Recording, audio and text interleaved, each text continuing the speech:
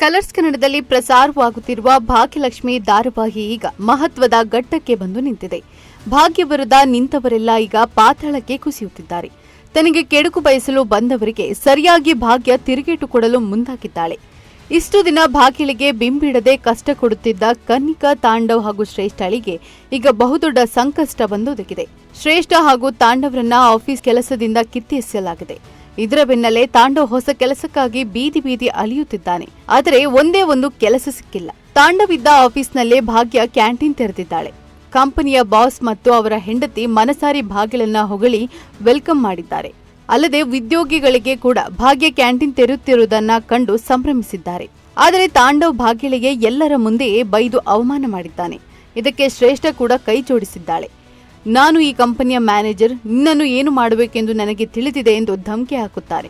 ಇದಾದ ಕೆಲವೇ ನಿಮಿಷದಲ್ಲಿ ತಾಂಡವ್ ಶ್ರೇಷ್ಠರನ್ನ ಆಫೀಸಿಂದ ಹೊರಹಾಕಲಾಗಿದೆ. ಬಾಸ್ ಹೆಂಡತಿ ತಾಂಡವ್ ಮತ್ತು ಶ್ರೇಷ್ಠಳ ಕೈಗೆ ಕವರ್ ಒಂದನ್ನು ನೀಡುತ್ತಾರೆ. ಭಾಗ್ಯಳಿಗೆ ಕಿರುಕುಳ ಕೊಟ್ಟಿರುವುದಕ್ಕೆ ಇದು ನಿಮಗೆ ಉಡುಗೊರೆ ಎಂದು ಹೇಳುತ್ತಾರೆ. ಇಬ್ಬರು ಕವರ್ ತೆಗೆದು ನೋಡಿದಾಗ ಅದರಲ್ಲಿ ಕೆಲಸದಿಂದ ತೆಗೆದು ಹಾಕಿರುವ ಟರ್ಮಿನೇಷನ್ ಲೆಟರ್ ಇರುತ್ತೆ. ಇದನ್ನು ನೋಡಿ ಇಬ್ಬರು ಬೆಚ್ಚಿ ಬೀಳ್ತಾರೆ. ಆಫೀಸ್ನಿಂದ ಹೊರಬಂದ ಬಳಿಕ ತಾಂಡವ್ ಹೊಸ ಕೆಲಸಕ್ಕೆ ಅಲೆದಾಟ ಶುರು ಮಾಡಿದ್ದಾನೆ.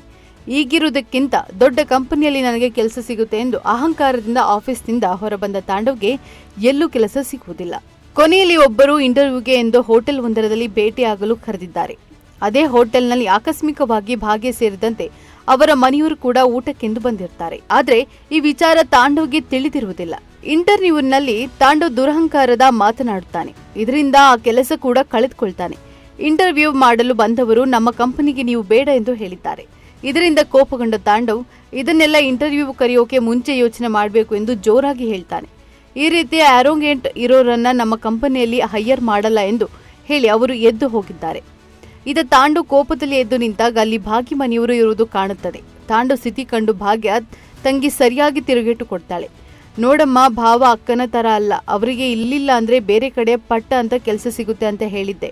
ಆದರೆ ಇಲ್ಲಿ ನೋಡು ಉಗಿಸ್ಕೊಳ್ತಾ ಇದ್ದಾರೆ ಭಾವ ಎಂದು ಕಾಲೆಳೆದಿದ್ದಾರೆ.